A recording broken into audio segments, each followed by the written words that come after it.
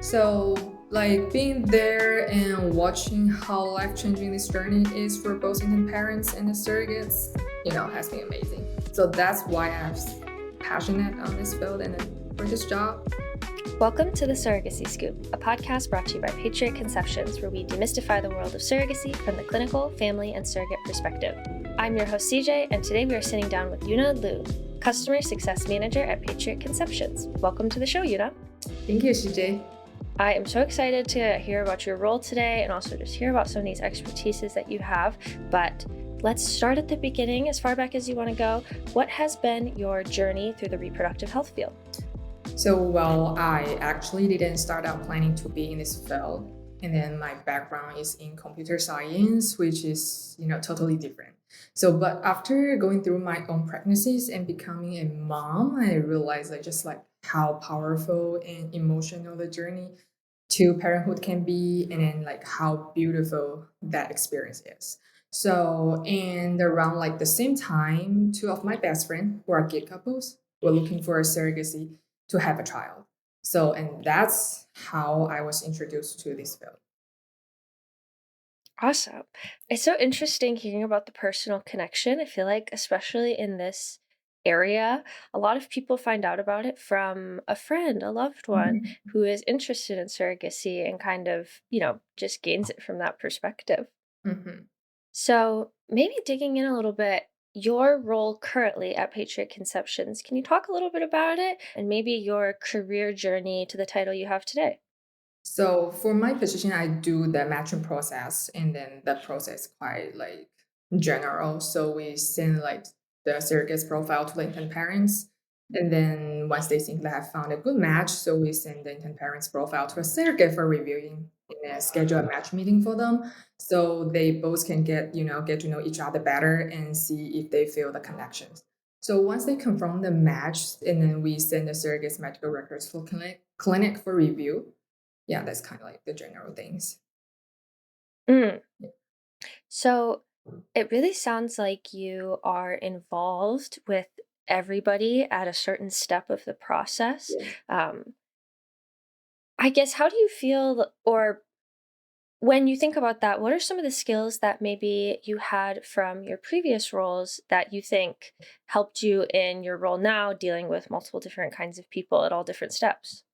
Actually, I didn't talk to someone like or the clients at my previous job, but like Mm. now I feel like really happy to help infant parents who looking for help, like probably helping them to making their dreams come true. So that's what I like. And Hmm. yeah. Yeah, it's really cool how much the emotional aspect, or maybe just having that passion for your job, how much Mhm. that can bring you out of your shell or maybe bring you into situations you never thought that you would have been in before. So it's really cool, especially hearing about from your previous role, working in Mhm. something that's literally opposite side of the spectrum, feels like, from your job now to where you're at today at Patriot. Mhm. So let's kind of dig in a little bit to the process that somebody would go through and how you would interact with them in your role. So, what is the process at the very beginning if you are an intended parent interested in surrogacy? Okay, so we start a consultation first to really get to know the infant parents.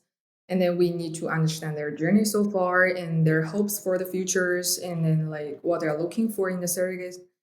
So after that, like we walk them through the entire process, like what's gonna happen and then what's the risk in this journey, and then how we will help them to find the right surrogates. So it's kind of like all about to make sure they feel comfortable and then confidence when they decided to move forward. Hmm. That's the beginning of the whole process. The consultation is really important to get to know the intern parents well. Yeah, I imagine so. Is there any maybe common questions or common things that you address that come up in those initial consultations? So normally they ask like kind of like how long will it take for the whole process, and then like each milestones. So like when the surrogate gonna do the like medical screening, or like how long will it take for legal parts, and then what's the content of the legal part, like what should I add on, the intern parents should be add like something in the contract, or like the risk, like lots of intern parents ask about the risk because we all people, and then the surrogate mother, they also probably something happened to their family, so they're gonna drop the match. Yeah, so kind of like that. It's kind of risk. So the cooperation is the most important factor in the surrogacy. So that's what like the most intern parents care about. Yeah, that seems like it makes sense. But I also imagine that, your role answering those kind of questions over and over again, it's not like you can really give a solid answer, right? Because so Mhm. early on in the process, there's still so much that you still have to discover about the intended parents and then also, their surrogate or even their doctors. Mhm. Yeah. So I guess we've talked a little bit about the matching process and the fact that there is a matching process. Can you maybe explain at as basic of a level as you can what is the matching process? So, like I talked about before, like the matching process is quite, straightforward. And then, like, yeah, the Zoom, the match meetings, and then, like, we send the records to the clinic for review. So, after that, the surrogates get the pre approval from the clinic. So, and then we're going to schedule a medical screening appointment for the surrogate mother after she start her day one of her period. And then after everything is cleared, so we move on to a legal part, like the intern parents and the surrogate both sign the contract. And then after that, the surrogate will start her FET cycle, the frozen embryo transfer cycle, and then officially start her surrogate's journey. So that's the whole matching process, like on the milestone. hmm Mhm. It's really interesting. At what point, I guess, in your role, are you interacting with the surrogate mothers often, or are you interacting with the intended parents more? What's kind of your involvement there? Actually, I talk to intended parents more. Yeah. hmm So we have different position like Sunny. She's the surrogate coordinator. Yeah, she interacts with GC a lot. And my role just, communicate with IPs and make them comfortable and then let them know everything. Like, yeah. Wow, it's especially maybe from an outsider's perspective, you wouldn't think that there are dedicated full-time job roles to, just understanding one half of the surrogacy piece or just understanding a little bit of it. Yeah, it's so interesting. It's really your role as a customer success manager working with intended parents. And then we had a Mhm. previous guest on the podcast who was a surrogate coordinator. You really do have to have a lot of moving pieces. And I imagine the team you work with and the people around you matter so much. That's like teamwork. Yeah. Yeah, really interesting. So, at what point are you with the intended parents throughout the entire surrogacy journey? Yes. Very cool. So, maybe could you talk about a memorable experience or maybe just a couple examples of intended parent interactions that you've had at various stages of the surrogacy process? Okay, so actually, I have two stories I can share. So the first case is about the intern father, and who's single, and then he doesn't have any kids, and then he's already 48 years old, and then he has been with us for 2 years, really long journey, and then starting from his search for an egg donors, and then, but her surrogacy journey has been, quite tough. Like, I sent 11 surrogates to the clinic for him since the process began. 11 Wow. surrogates, kind of like, yeah, lots of surrogate. And then, except for two surrogates who didn't pass the medical records review by the clinic, the others all dropped out the match for some reason before they do the in person medical screening. Yeah, so it has been a really challenging case, but finally, after a year, we found a surrogate who was very cooperative and then passed the medical screening really quick and moving forward to the FET cycle.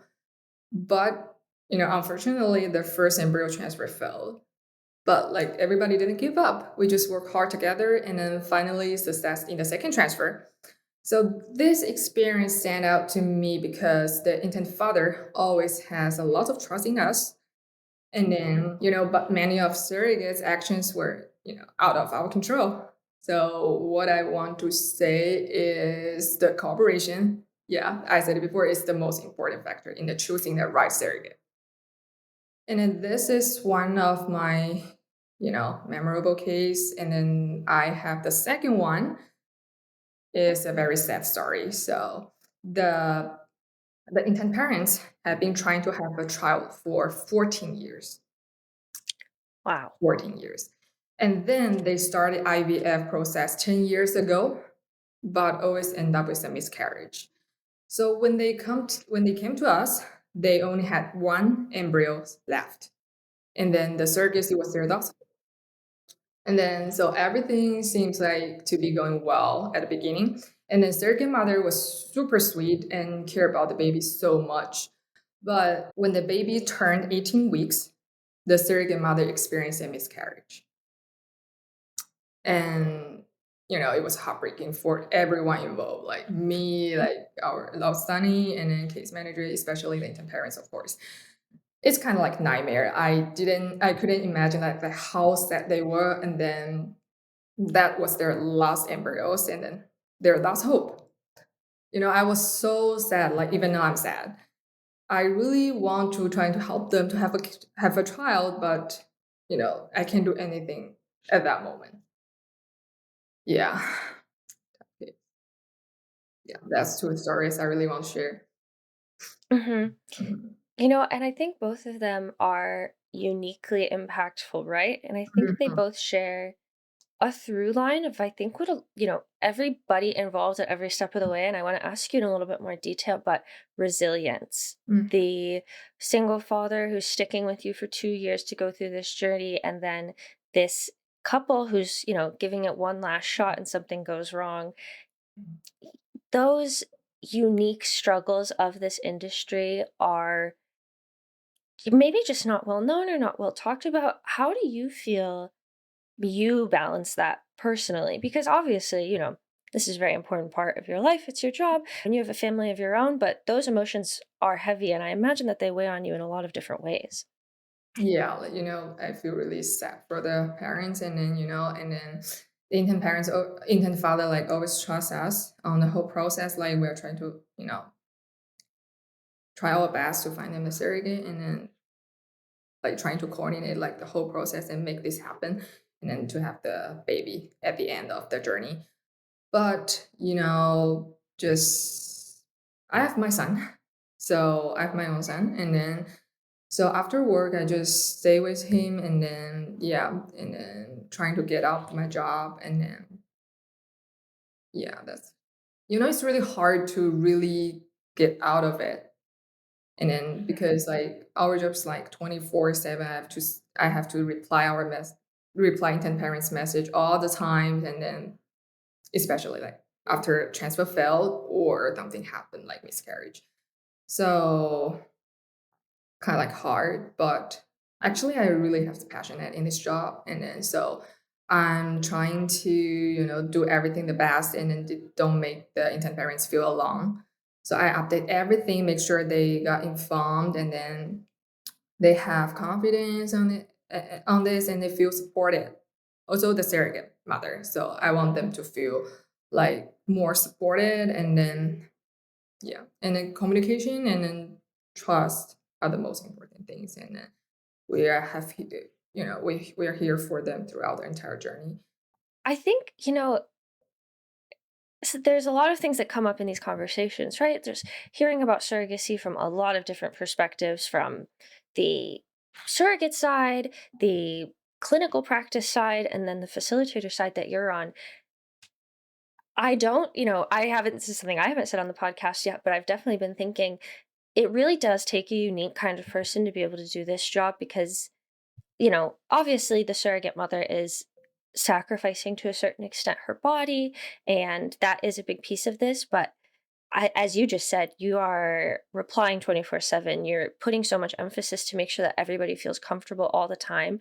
And that is so much sacrifice that I just think needs to be pointed out more and maybe should be recognized as people in this field, how hard it is. And yeah, just your work, it's incredible. So I guess thank you for everything you do. And I'm sure that all the intended parents are very thankful as well. Yeah. So maybe let's zoom out a little bit again. I'm a little bit curious about the relationship between the intended parents and the agency. Obviously, you have a lot of experience in that in your role, but maybe what are some communication expectations, or what is that relationship just like for somebody who's interested in this on the intended parent side? Okay, so it's really kind of like a partnership. So we work closely with both intern parents and the surrogate mother. So we guide them like step by step, and we make sure like both intern parents and the surrogates feel supported and then informed and never alone in this process. Like I said before, what we need is the trust from the intern parents. That's what we need because something like we do like we normally like communicate with each other online, like through the Hmm. text or some software, and then the intern parents just saw like probably especially rematch happen, especially when rematch happens. So the first surrogate failed, probably the first transfer, or the surrogate dropped the match during the process. So like they started questioning us, like they were gonna start questioning us, like question us for like, do you really have like more surrogate for me? Or do Hmm. you put me on the back because I already paid for it? Right. So yeah, so that's why I just share the story about the single father, the single intent father. That's why he puts lots of trust in us. So like 11 surrogate, we just trying to find, and after a year, finally success. So we need lots of trust on this journey. And then we will try to do our best, and then we will do our job, and then we will follow every step of the surrogacy journey, and then we will connect. We have a good connection with the clinic. Hmm. Yeah, I imagine too in those situations, you can warn of the risks, you can warn of the rematch process. It's like you can bring all that stuff up, but I imagine still when it happens, having that trust and having that resilience, that's just where your role becomes extremely crucial because you have to kind of see them through that and then you're kind of back at square one in a way, but they have a little bit more knowledge now. So I imagine that that's just very unique. Hmm. Do you have when we've talked a little bit about the legal side, not too much yet on the podcast, but do you have any interaction with, the contracts or maybe any of the legal agreements? Actually, the agency one would not involve into the legal process. We just see how it goes, and then probably the surrogate mother make appointment with the attorney, or like when is the final notarization for that. Mm, Yeah, that's it. We don't involve into the legal part because that is lawyer's job, and then the attorney's job. They need to guide the intent parents to see like if this is right or this is wrong. It's not our job. It's attorneys. yeah, that makes a lot of sense. Yeah, because we don't do recommendation on the legal part because it's legal. So it's really depends on the intent parents how they thought, and then the contracts is all about money because the service Hmm. is it's really expensive things, and it's kind of like different because it's making a trial, so having a trial. So it's kind of like difference. Is you're dealing with someone who are helping you to get pregnant and then have a baby. So they want their benefits. So it's understandable. So, lots of things go back and forth, multiple times. It's quite hard. Like, for the legal part, always take like a month or more than a month for that. Mm, Yeah, because everybody needs to like go through like 50 pages or more than 50 pages of the contract. And then every items in the contract is really important. right, completely. And especially too, each surrogacy journey is a completely unique journey. You can't really template everything out. Mhm. Yeah, I imagine having to manage legal as well would add a level of difficulty. Yeah, because every intent parents requirement is not the same. Like it's kind of so it's special things. So probably like these intent parents want to add this into the contract, but another intent parents doesn't care about that. So like lots of intent parents ask me like, what should I put, you know, anything to the contract? It's really hard to answer this question. So it's all about how do you think. It's not about I make the recommendation for that. Oh, right. Yeah. Different things important to different people. Hmm. Exactly. Yeah, that's interesting. It is, maybe a little bit in your role because you are being asked those questions and you are doing, screening and matching. You kind of have to be aware of those things that, obviously are going to have to be a part of the legal side, but you also have to be kind of keyed into that just through your role as well. Hmm. Maybe kind of as we continue along our journey here, you do have obviously a very extensive career in this role. Where do you, and on top of that, surrogacy is an industry that changes day by day. We've done podcast recording sessions at the same time as Supreme Court hearings. So things really are changing quickly in this industry. What are some of the trends that you're observing, and maybe how do they impact your role? Okay, so when I first started in this field, like most Indian parents were not able to get pregnant due to the healthy issue that a few years ago. But right now, I feel like we have more Indian parents who are LGBTQ plus, and then also the single parents who don't want to get married, but they want to have their own kids, own children. So like much more diverse, and then people are much accepting and understanding of the surrogacy. Because surrogacy, is kind of like different than like yeah, it's kind of like different things because like some religion will not accept this, and then some countries not legal, but in the US we have the best law, and then we have best environment. We have lots of surrogate mother who are lovely, and then they're willing to help. They're really willing to help, and then so for my job I get in touch with lots of different people from the different field, different industry, the intern parents. So like some intern parents starting from a blank, like they don't know anything. So but so at the beginning, like the past Mhm. few years. But right now like kind of like every intern parents come to us to do the consultation, they already know everything. Wow. Yeah, like lots of knowledge, and it's kind of like, yeah, they can do a consultation, they can be a coordinator, yeah, they can do this job. Like they're really familiar with the whole process.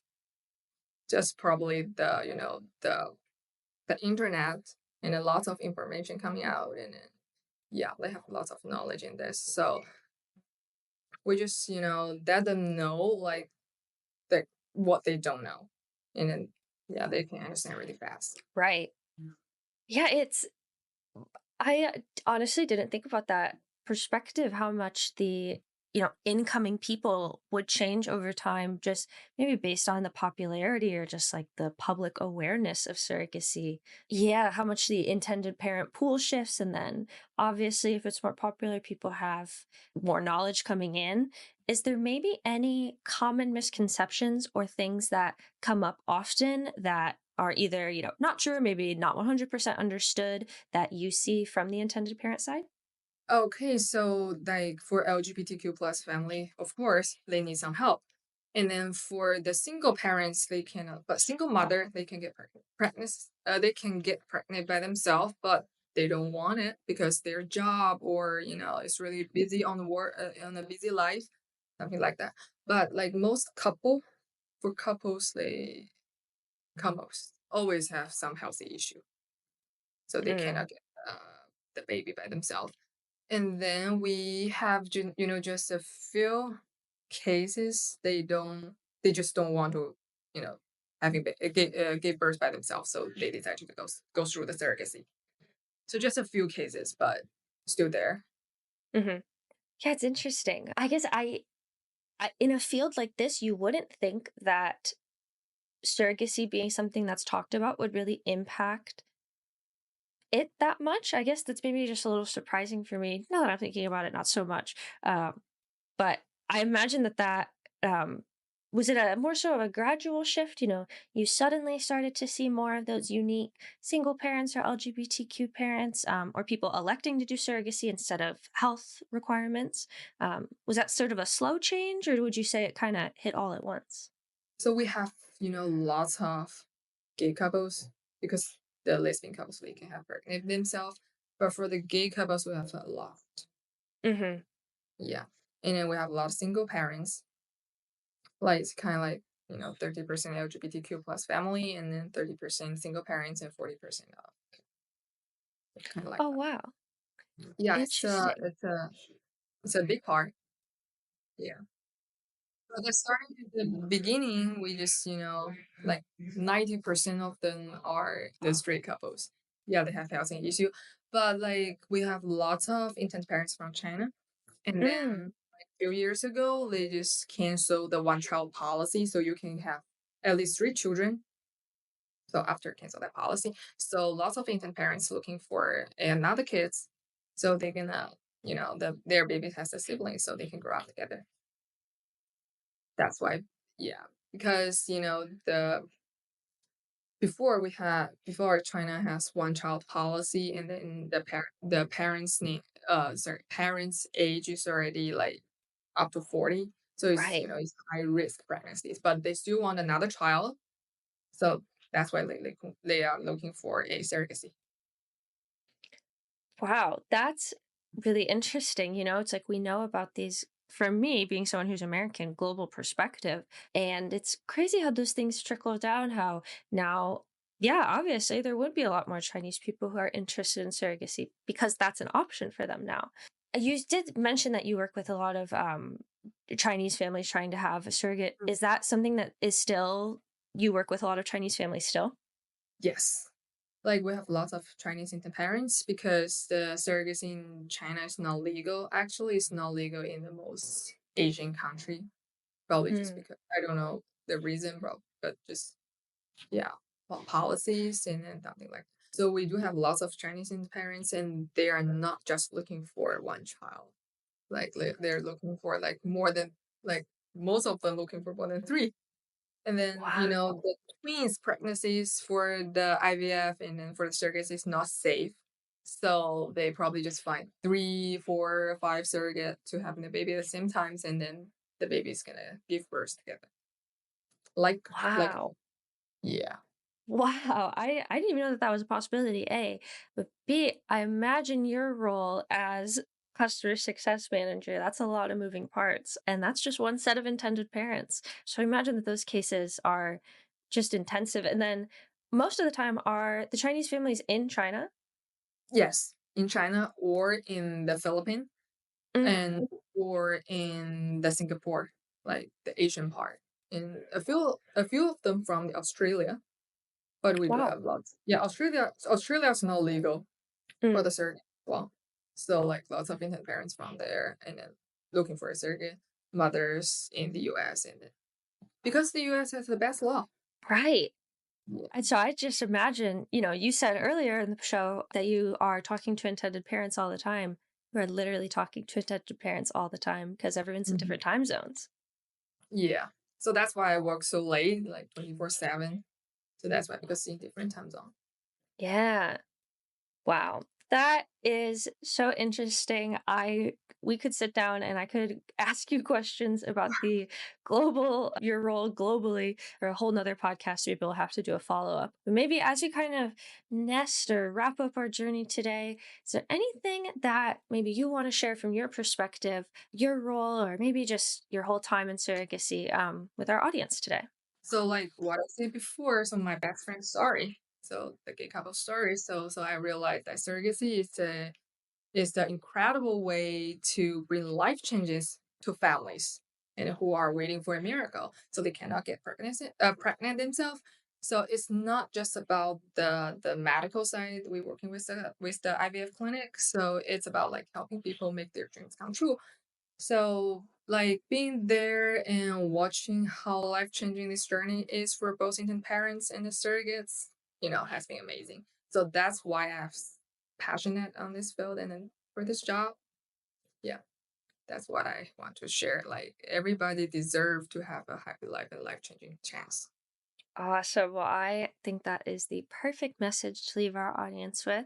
Thank you so much for your time today, Yuna.